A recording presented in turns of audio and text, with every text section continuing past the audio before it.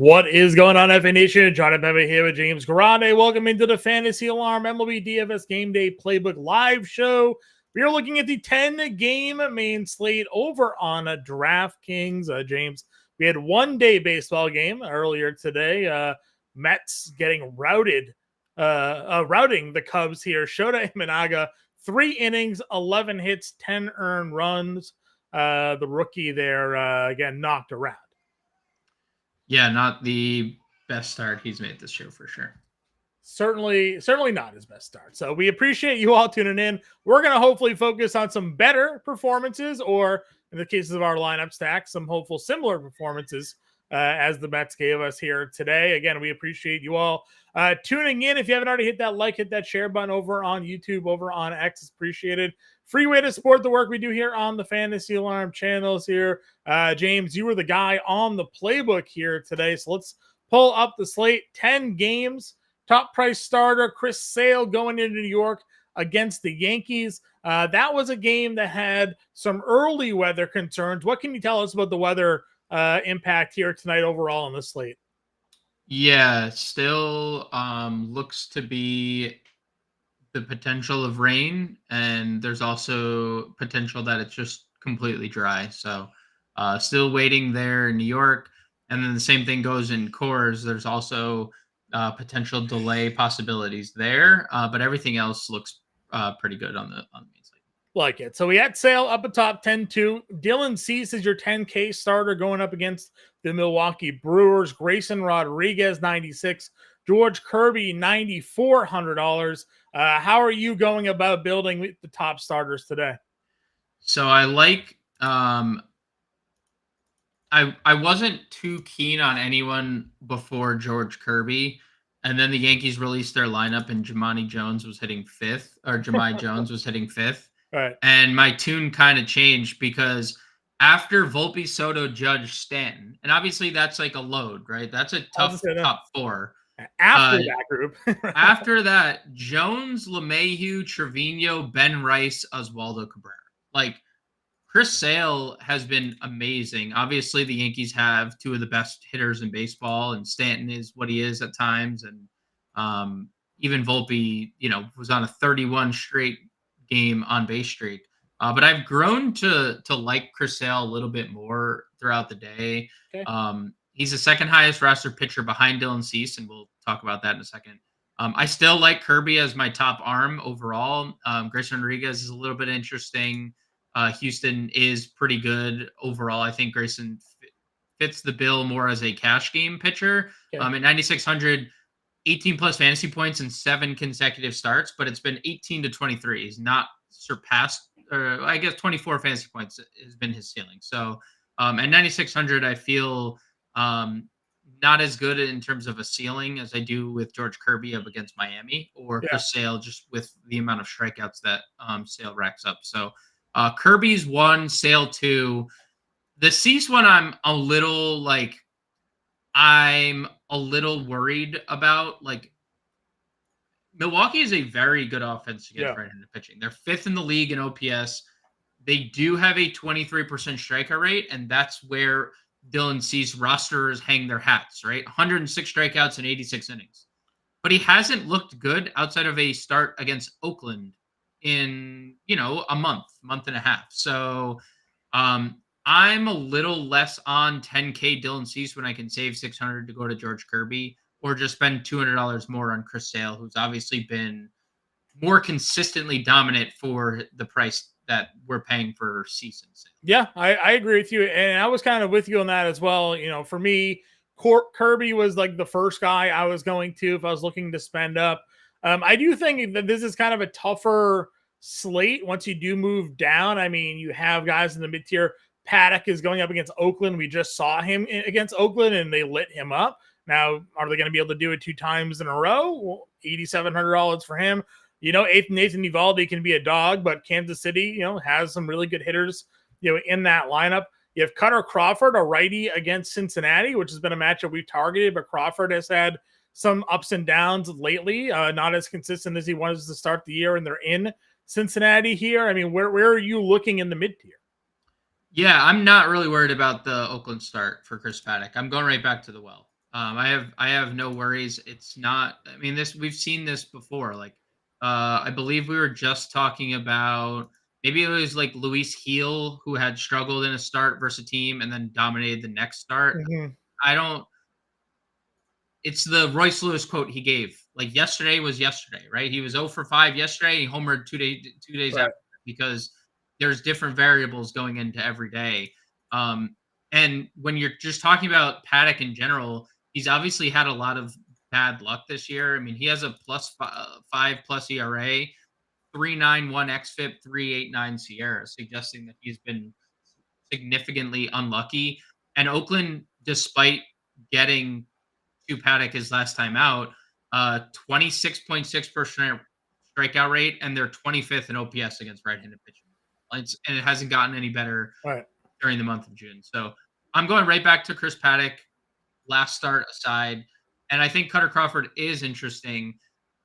So, like, yes, and it makes you wonder if like Crawford's kind of selling out for a strikeout more now that we're seeing like home runs flying and strikeouts elevated. Yeah. Both those things are up, right? Where he wasn't allowing any power to begin the year. Now we're getting like a lot of strikeouts, but back-to-back games. And maybe just equate that to, okay, Yankees, Phillies. Like, Yankees, Phillies, Atlanta, Baltimore, or Milwaukee, right? Like that you really think about it, his murderer's row. last 5 starts have been some pretty tough teams. I mean, Atlanta, they're in the midst of their turnaround, so you can't look at that start anymore and be like, man, how did he get beat by Atlanta? Their offense Right, is so poor. No, they might have started their turnaround against Carter right, Crawford, right? Like, right. so no, for sure, for some perspective, needs to be put there. And even then, like, not like awful outings. You know, No, he's only gotten 1 win during that stretch, but still had a 20 fantasy point game against Philadelphia and a loss.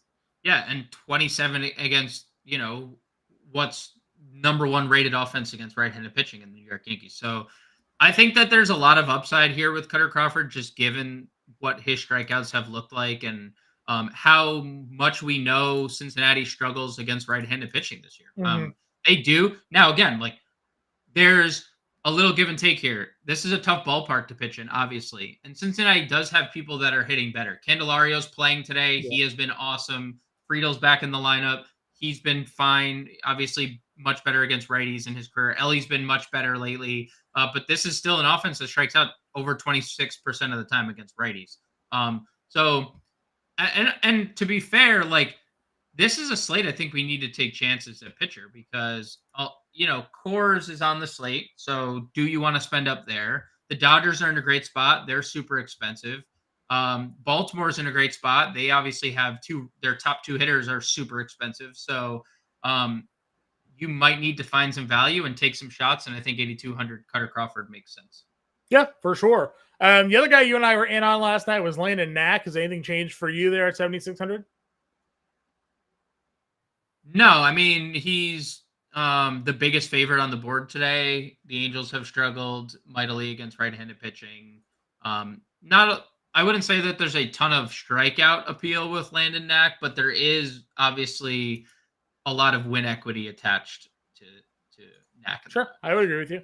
Any other value plays? Yeah, I think I'm willing to take a shot on DJ Hers. I know it's in cores, and I know there's a little rain. When you look at DJ Hers coming off 13 strikeouts against Miami, that's obviously a Miami team Right. that's not very good. But they don't really strike out. And then you look at DJ Hers, and you look at his minor league profile and what he's been able to do. This kid just misses bats at every single level. He has missed a lot of bats. I mean, 14K per nine, 14K per nine, 14K per nine, 12K per nine, 12K per nine, 13K per nine, 10K per nine at triple A before his call up, and now 13 and 3 starts. Like at every level, he has missed bats. He is an elite changeup. That's his best pitch, and he has good fastball. We saw it, and again, not comparing the two, but like this Rockies lineup is not Right. impossible to navigate through, as we saw for Gavin Stone yesterday. Although Colorado's been pretty good against left-handed pitching this year, they're about league average, a little better. This month in June, they have a 26% strikeout rate, which is up from 23%. So I think I'm taking shots especially if I want to get the bats that I want to get. If I'm using a Chris Right. Sale or if I'm using a George Kirby, I'm taking a shot. And DJ Hers, I mean, without a doubt, has the most upside, I would say, of like anyone below Logan Knack, and Right. probably even including Logan Knack, just based solely on like how many strikeouts he can I rack. like it. Again, you got to get a little different here. Obviously, this is a game you mentioned. We have to watch for maybe some weather in that one. But I mean, a guy that's going to be obviously low owned, to no owned because they're in cores, so you have that option there. Posting the link to our rostership just updated it now. So if you are a Fantasy Alarm family member, you'll have access to that premium content there. If you're not yet a member of the Fantasy Alarm family, you can scan this QR code there on the screen or go to fantasyalarm.com/win. Use promo code Let's Go at checkout. Get the All Pro package your first month for less than $20. So make sure you go check that out. Rich B wants to know what's our thoughts on Colin Ray keeping the ownership down low on him today. We mentioned Ray on a little bit of a heater in terms of pitching of late. Padres offense, they have their moments. Where are you with Colin Ray here tonight?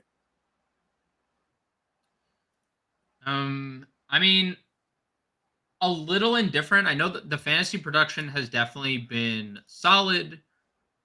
San Diego can throw out a pretty lefty heavy lineup, and despite Colin Ray's pitching, like recent pitching, he still does not have great numbers against left-handed bats specifically. So I'm a little bit indifferent. It's probably not a spot that I'm necessarily gonna go to, but it's another guy, like he's $7,000 in a tier of pitchers that Right. aren't worth a lot.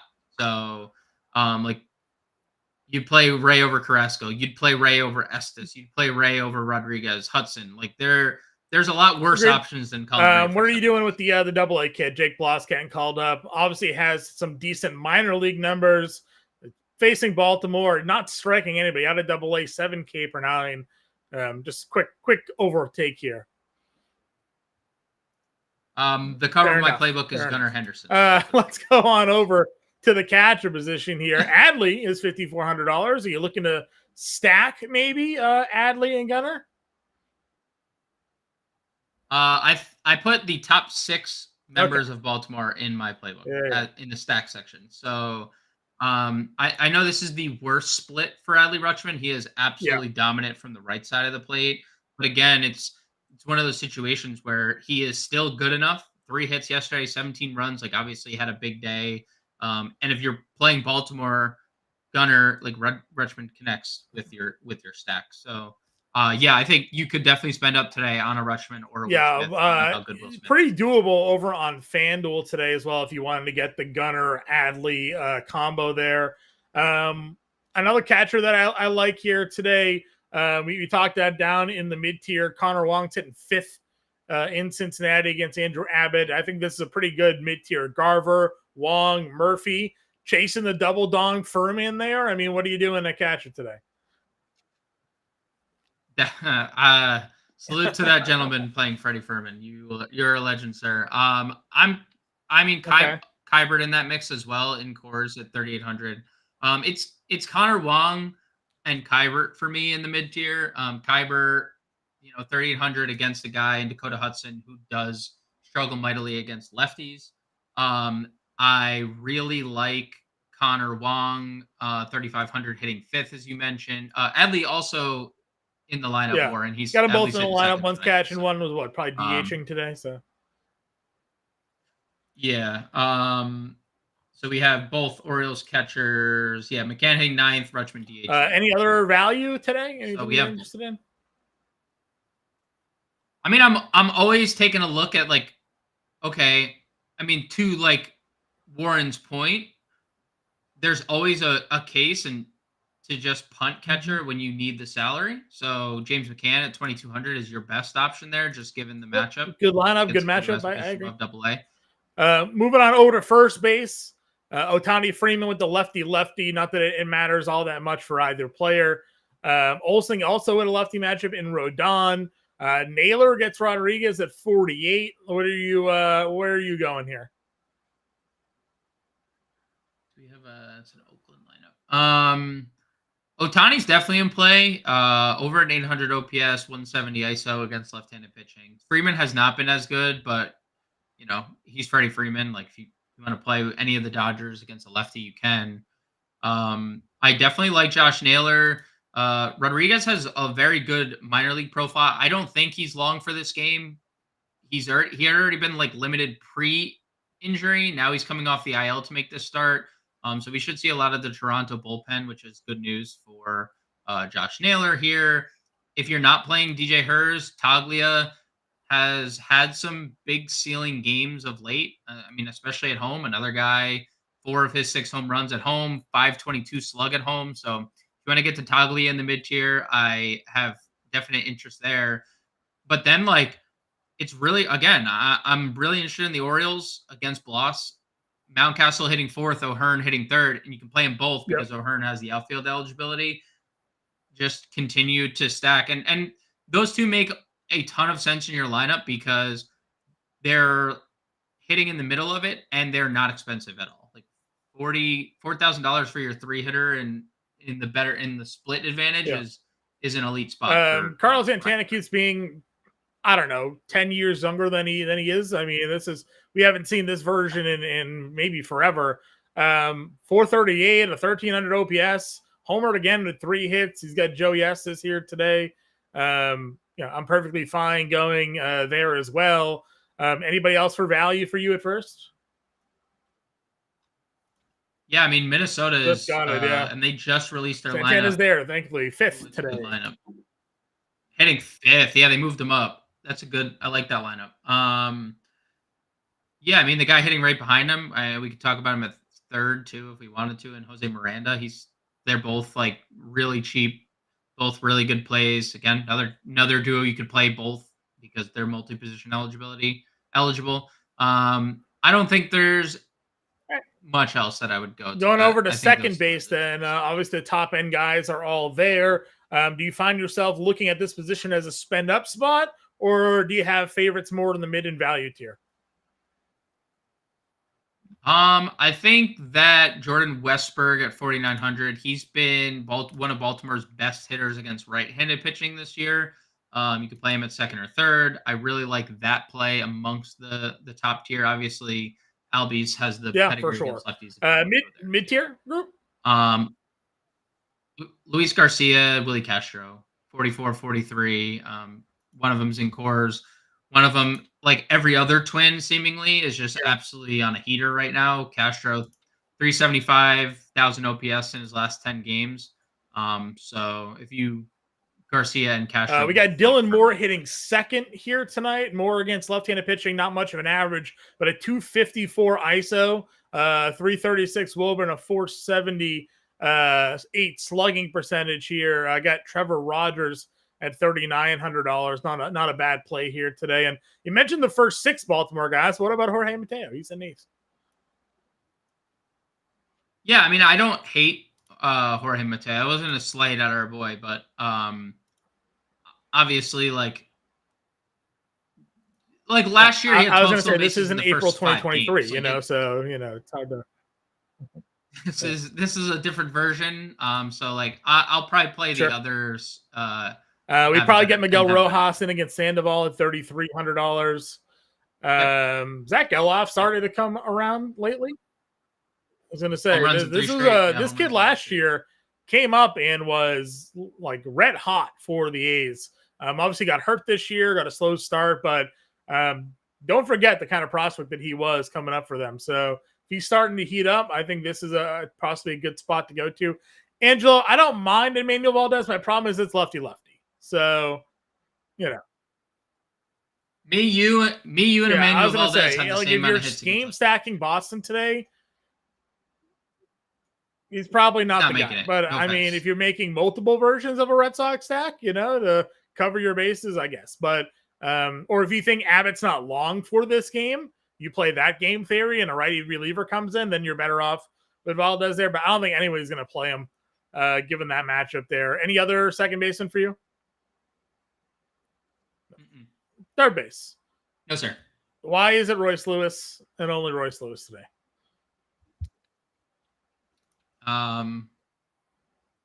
Just open it, click the game log, and all then these you can close home runs. That's why. More games with home runs than without home runs Joe, this year for Royce Lewis.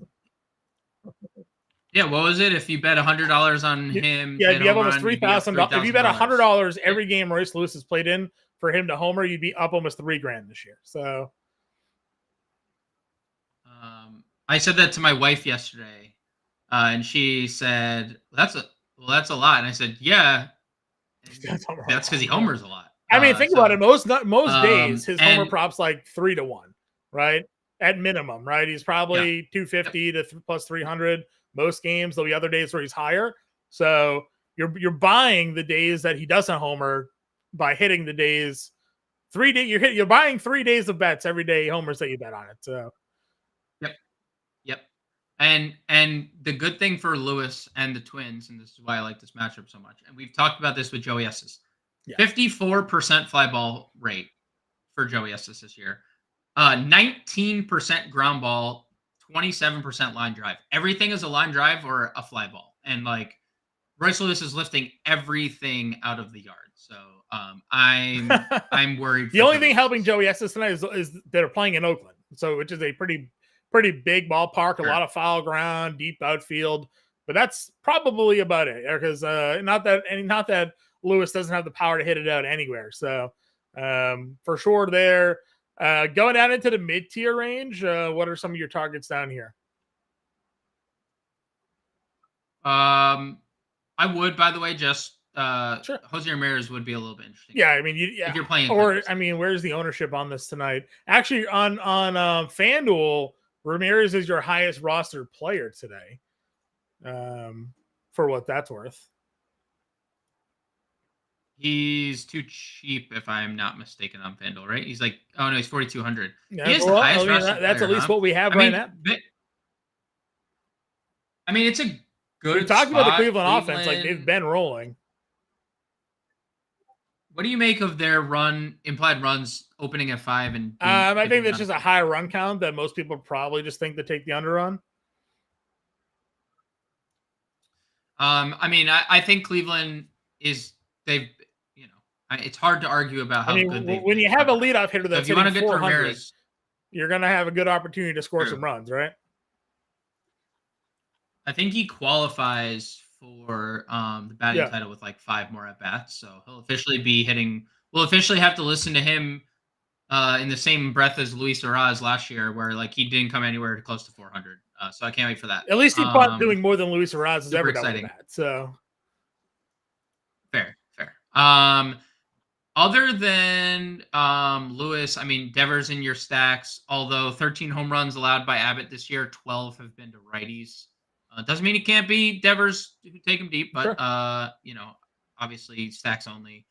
Candelario, I mentioned, is definitely in play in the lineup, hitting right in the middle of the lineup. He's been really, really good when playing. Josh Smith, $3,900, has been amazing of late, and hitting third, and lefties have given Brady Singer a lot of trouble. I think if you're playing Texas at all, you just 2-man Seager, Smith, and move on. Smith is cheap enough to do it, right? You're not paying a $5,400 semi-in or something like that. It's $3,900. Nope. Yep, $3,900 with a lot of upside. So I like him there. And I think that there's like where we got Addison Barger. I've mentioned him a bunch of times lately in the lineup, hitting 7th for Toronto tonight. He's been really good since getting called up. Hits in 4 straight games, RBIs in a run scored in 3 straight. And we're talking about a $2,200 third base outfield option against a guy who he's struggling. Let's face it, Carlos Carrasco, 840 OPS to righties, 850 OPS to lefties. Like he doesn't discriminate who he can't get out. They all just hit him. So I like Barger. Sure. Moving on over to shortstop. Again, Bobby Witt up at the top. Ellie De La Cruz. Gunnar Henderson is the cover of your playbook today, 61. Those guys are all over 6K. Then Seager checking in at 52. Tovar at 51. Yeah, I mean Gunner's my guy tonight. I'm not saying it's like it's not 100% success rate when a pitcher gets called up. Like it's might be awkward for an offense, but it's a double A pitcher that has pitched well. I'm not saying he hasn't. Pretty high fly ball rate during his minor league career. It's been like Yeah. 40% the last 2 seasons. And he doesn't miss bats. And you're talking about, a top 4 offense in every category, first in ISO against right-handed pitching. And this is the guy that spearheads it all. He's leading back. I mean, it's like every number you look He's at got with Gunnar Henderson against like, right-handed pitching this year. He has a 35% home run to fly ball rate for Gunnar That's Henderson. ridiculous. He's got a overall on the year. He has like an over 50% hard contact rate, right? Like he's just the numbers for him are just ridiculous. Yeah, hard hit percentage on Statcast, percentage of balls at an exit velocity of 95 miles or higher, 57.1%. And he has 4 stolen bases the last 10 games. We're like starting to get that version too. It's hard for me not to. Agreed. And he leads off, right? Like, so yeah, I'm with you there. And that's nothing to say you can't play any of these other guys. You certainly can. I think Ellie might be my last of that group, but maybe there's some bias to there. But I don't mind that overall play there. We got the Adames homer outside of Milwaukee last night. Came against a righty, so maybe he's starting to turn things around. Carlos Correa, the only thing stopping him is not being in the lineup, seemingly. So you can certainly play him tonight at $4,500, and then Ceddanne Rafaela, which I did the underdog prize picks and sleeper articles here today, is everywhere. Warren must be a Red Sox fan. Talking Romy Gonzalez, yeah, well, Romy Gonzalez, dude. Yes. Hitting second. I mentioned to you the other day he was hitting 6th. They got him hitting 2nd today. So we'll talk Romy Gonzalez in a second. But Ceddanne Rafaela, who leads the Red Sox in RBI from the 9 hole, he's got 41 RBIs. He's their leader in RBIs here. Over the last 25 games against left-handed pitching, he's hitting 370 with a 300 ISO. So, yeah, all systems go here for Ceddanne. And then you mentioned having Romy there. Romy, outfield shortstop eligibility, $2,700, hitting 2nd. Yeah, I mean, I prefer. It's weird that I prefer a 9-hitter to a 2-hitter who is also $800 cheaper. But like, dude, this guy has a crazy ceiling because he has power. You mentioned the 300 ISO, and he has so much speed. Where like, if Romy gets on, he has the potential to steal, but I don't know what like the power upside of Romy Gonzalez is. It's little to none. Like Ceddanne has him beat by a mile there. So I'd be willing to spend. You can play them both. It's not like it matters. They're both shortstop outfield eligible. So both in the elite split advantage. Abbott's allowed all the home run power to righties. But Rafaela is hard for me to pass up on. Romy is firmly in play at 27. And I did want to just give one more hat tip. The Blue Jays have Orelvis Martinez in the lineup tonight. He is a monster power hitting prospect that they have that like it's really feast or famine with him. But he has a lot of minor league home runs. And Carrasco has not been good against either split. He's in the lineup hitting 8th tonight. He's stone cold min. There is no team cheaper than the Blue Jays tonight. Barger, Orelvis Martinez, your 7-8 hitters, both like very solid prospects in that lineup, cost you $4,200 combined. Like, if there was ever a world where you're like, let me get the top 4 Dodgers into my lineup, or let me get all the most expensive players into my lineup, doing a little like Barger Martinez, like, yeah, I mean, feast or famine stack at the end of that lineup with how bad Carlos Carrasco is. I feel like I've played worse players. Yeah. I've played Chris Taylor before. I'm definitely on there. Power grades out as a 60. Obviously, that's pretty good on the 80 scale. So, If you want some home runs. Do we have Spencer Horwitz in the lineup today or no? No, he is not playing. David Too bad. Schneider We is could have had a leading off cheap tonight. little Blue Jays stack there. Anybody else at shortstop for you? Outfield we go. No. Top guy, obviously, in the outfield is Shohei Ohtani. Then you got Judge, Ozuna, and Soto. We talked about this last night. They're all facing tough lefties, except for Ohtani there. So you want to pick your stack and throw them in, go for it. Yeah, I mean, I prefer Ohtani, but like in the game that they lost by 12, Aaron Judge homered, of course, and gave you 20 fantasy points. So who am I to ever write him off? He doesn't write back though. So Otani's number 1, Judge number 2. And then I think it's Teoscar for me above 5K. I know it's outside of cores, but he has been just so good against left-handed pitching. Over His hits, runs, and 300 RBIs tonight are set at ISO. 2.5. That's all you need to know. Outside of course. Like this is a game at home. So I really like Teoscar. Yeah, I don't mind that. Obviously, even lefty, I'm good with Jarren Duran at 52. That guy, did you know he's a 6th, I think it is, in WAR in baseball this year, Jarren Duran, like overall, total WAR, Jarren Duran. So just think about. I saw Rosenthal's tweet about him like pushing the All-Star game agenda because he's not getting votes. Like Tyler Freeman has more votes. He's not getting votes. Duran does. well, that's just your fan base. That's probably paying attention true. to the Celtics. I also like Rodriguez here. I get it. He's $5,100. I know he's been terrible. Trevor Rodgers has been very bad as well. Like there's got to be a point where Julio comes through.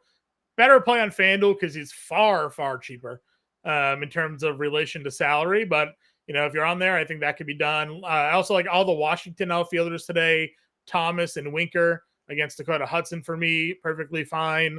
Tyler O'Neill is 5K. You want to talk about some big power numbers against lefties? O'Neill checks all the boxes for you there. Yeah, Rodriguez has been pretty good against lefties too. 760 OPS. So it's sad that we look at 760 and we're like, yay, usually you want a guy at least 800, but he's been so bad this year. Yeah.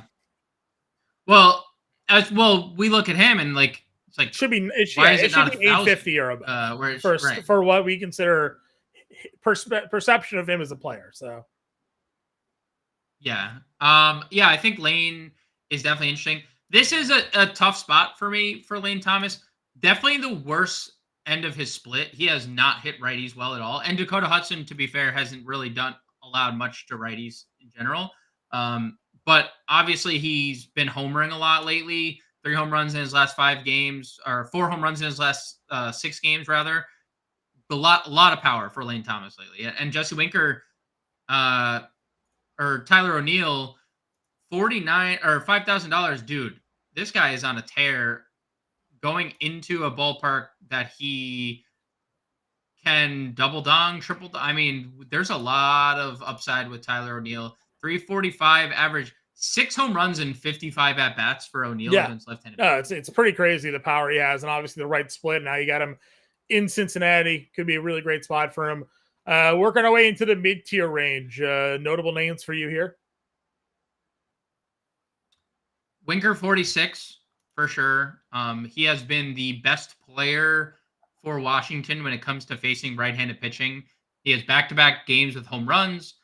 He's hitting 360 with 1,000 OPS over his last 10 games. So Winker at 46 really didn't get that big of a cores bump. Also, we haven't gotten that lineup.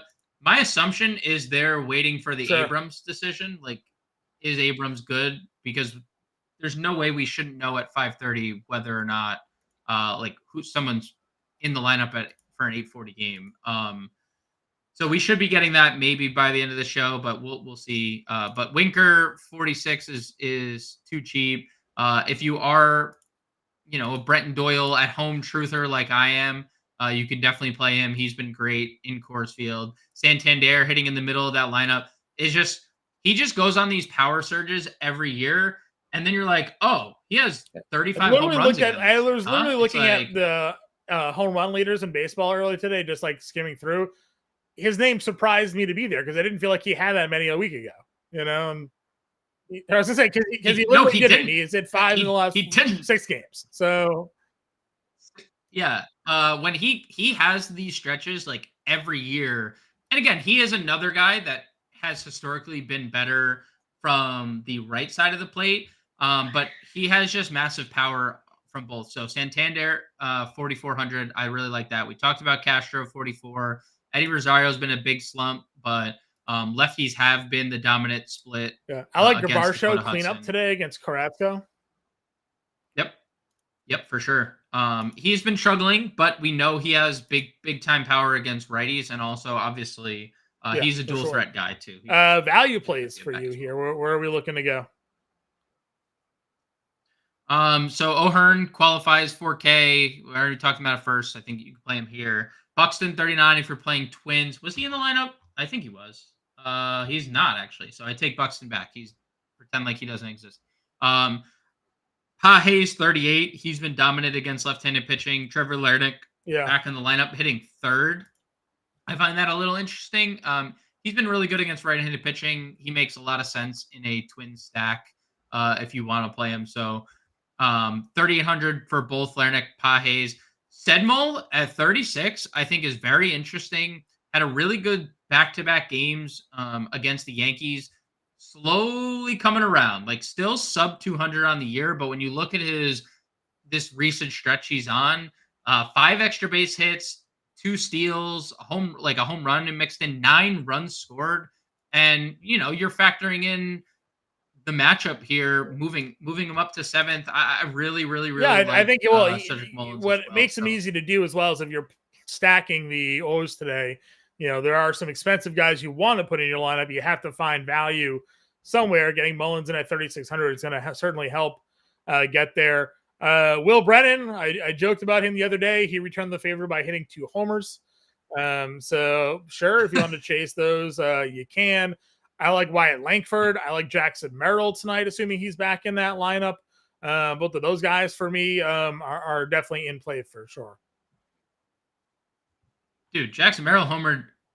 I think we did the podcast before he homered again yesterday, and then he homered. He has been amazing. I think I saw a stat. He had more home runs in his last 7 days than he had all of last season at AAA. I like Miguel Vargas as well, 2,900. Sure. I assume he's in the lineup. The only thing you have to worry about with Miguel Vargas is that, he has to get it done in the first couple at bats, because if Sandoval's not long for the game and if it's close, he's going to be pinch hit for with like a Jay Hay. So to get Romy down here, we talked about Victor Robles back in the league, playing for Seattle, $2,700. Got him down there at 8. Loberfito's 26. There's a lot of cheapy dart throws. You talked about Barger already. Janikowski, $2,100. Like we've made worse dart throws. So if you really want to get some value, they're there. You can build however you wish. But let's get a lineup going. I think we were in on Kirby, and then what's our SP2 here today? The safe play here is just playing Landon Knack. Okay. That would be what's your play though? How do you want to build your lineup today? I mean, let's go with Landon Knack. Okay. I think DJ Hers is a little too spicy for a 10 gamer. What's our first plugs today? Not just positionally, but Gunner. Okay. And then Red Sox. Yeah, Sedan, which is you have to play him. You play him in the outfield. Do you play Romy? I mean, he provides just incredible salary, or like incredible savings. So, all right. The issue is then like if you play one outfield spot, you have one outfield spot. I know. And we also liked Tyler O'Neill. If we were going Red Sox, you mentioned Sid Mullins. That means you're like Xing off O'Hearn or Santander or right. Barger had the dual positional eligibility. Yeah. I mean, the Barger thing. Barger at third. Yeah, you could play Barger at third. It's a good spot for him. Takes out a Royce Lewis, but I don't think we were going to get there. I don't think we could. Yeah. Are we spending up a catcher or what? Or are we fading Adley? Like, what's your Connor Wong here. Yeah, let's play Connor Wong. He's 35. Okay. And 44.25. Either I like one of the Baltimore guys, like O'Hearn, $4,000. I'm good with going O'Hearn here. Yeah. That's fine. And if we let's play O'Hearn there. Okay. Second base. Castro, Garcia, Westberg. We can play super ceiling Dylan Moore, who I kind of like the value there. That gives us 2 outfielders around 5K, which gets us Santander and O'Neill. Yeah, play that duo. We're fading cores, but that's also fine because we got $400 left over if we wanted to make it. I mean, what does moving off more get us? 43. Gets you Castro still. There you go. Works. Still fading cores. Do you want Luis Garcia over? No. I'm just pointing out. Sure. We couldn't even get Garcia. I don't think. Okay. Well, we got Kirby, Knack, Wong, O'Hearn, Castro, Barger, Henderson, Rafaela, O'Neill, and Santander. Certainly some home run upside in that lineup here today. Example lineup. Again, playbook is out. Get in the Discord. Find us on Twitter. If you have any questions, you can get those answered in there. We'll be back Monday with the live stream. Enjoy the weekend. Enjoy your lineups here tonight, everybody, and we'll catch y'all later.